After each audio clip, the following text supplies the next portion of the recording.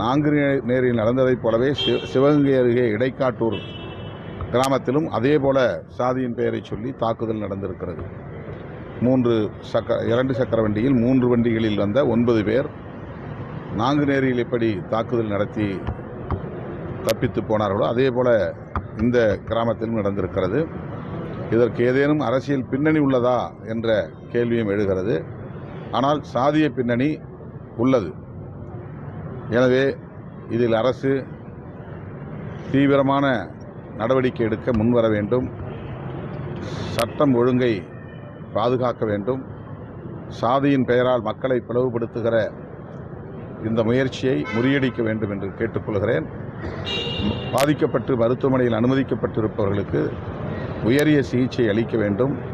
ஒருவர் உயிர் இன்னும் ஊசலாடுகிறது, அவர் பாதுகாக்கப்பட வேண்டும். ஏற்கனவே 2 பேர், ஒருவர் வட இந்திய இளைஞர், ஒருவர் தலித் இளைஞர்.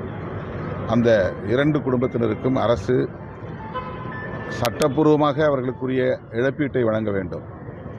குறைந்தபட்ச நிவாரணமாவது அவர்களுக்கு வழங்க அரசு முன்வர வேண்டும்.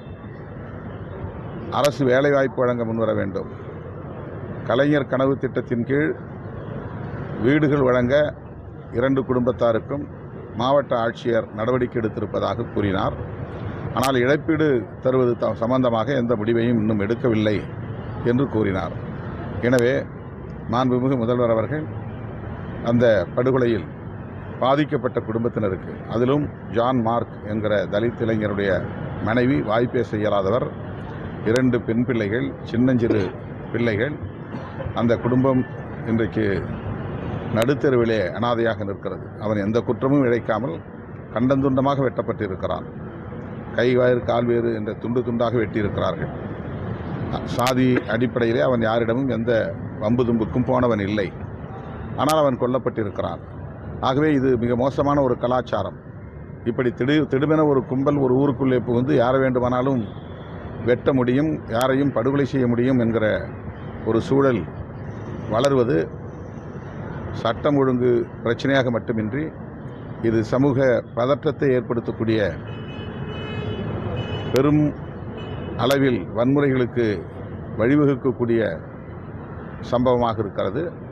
எனவே காவல்துறை அதிகாரிகள், மாண்புமிகு முதலமைச்சர் இதில் தீவிரம் காட்ட வேண்டும், கூடுதல் கவனம் செலுத்த வேண்டும், சம்பந்தப்பட்டவர்கள் மீது கடும் நடவடிக்கை எடுக்க வேண்டும் என்று வலியுறுத்துகிறேன்.